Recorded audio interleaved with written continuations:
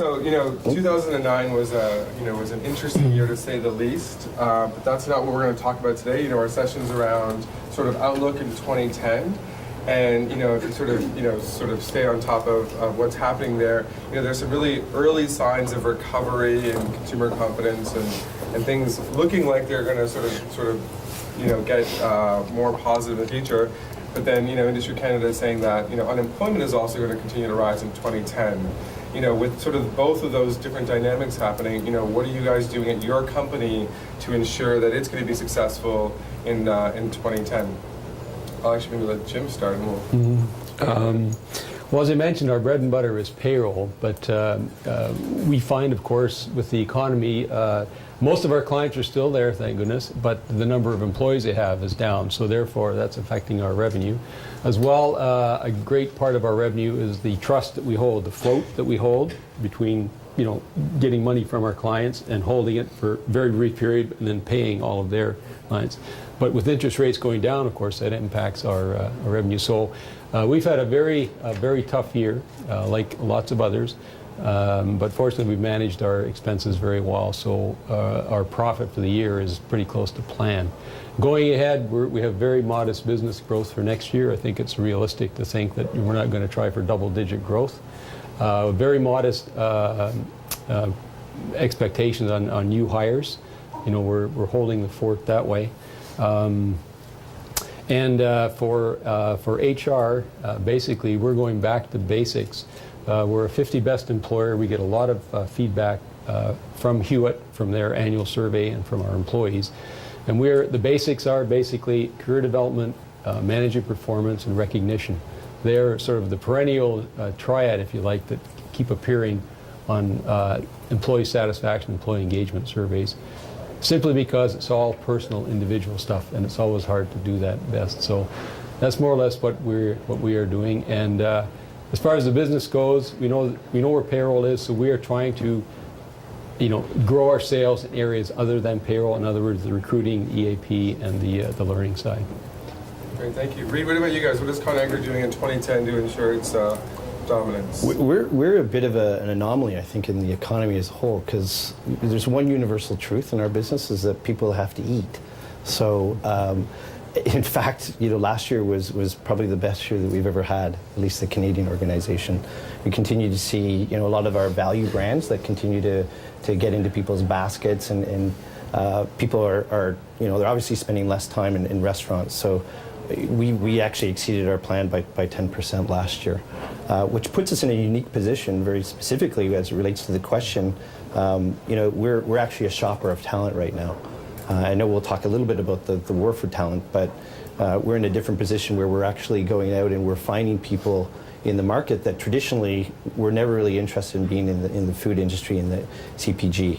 Conagra as a brand isn't well known, and hopefully you'll know a little bit more after today, but we've always gone to market and been at a disadvantage versus P&G, Kraft, some of those big players. So we actually we have a totally different proposition when we go to market now, where we're talking about growth.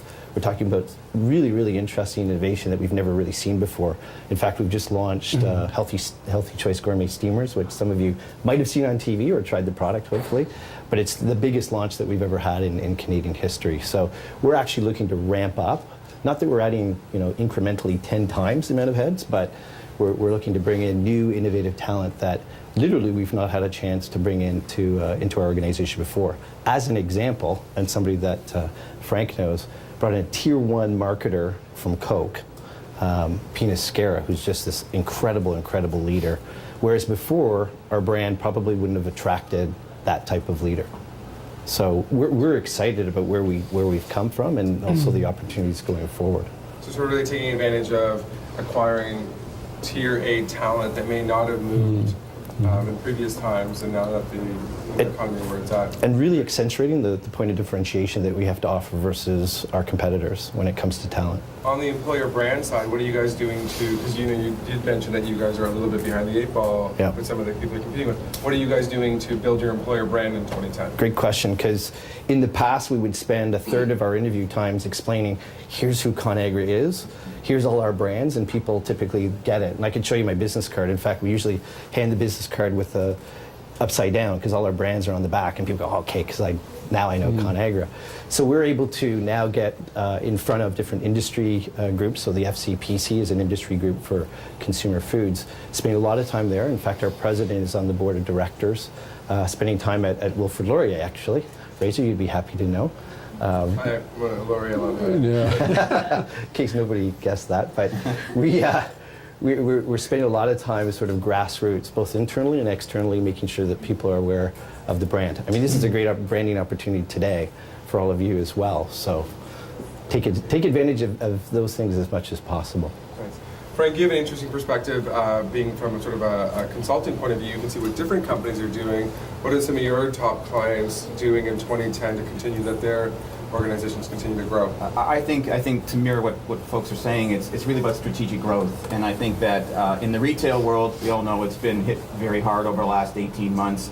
There are signs of recovery. The Canadian market has been very strong versus certainly the US market. European market is starting to pick up as well. China is absolutely booming. And so it's a matter of how do you have the right people with the abilities to represent the businesses that you need in those respective markets. And I think, as Reid was saying, there are people available today that you're able to acquire that before perhaps weren't available. And I think it's through that kind of growth that certainly Umbra as an example and others are starting to really make a difference.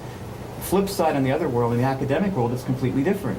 Where you've got so many people that are delaying decisions that are staying in school longer and want to be in school longer. And so the doors are bursting, and the schools are having a hard time adjusting with growing numbers of enrollment, and how do we try and satisfy those numbers?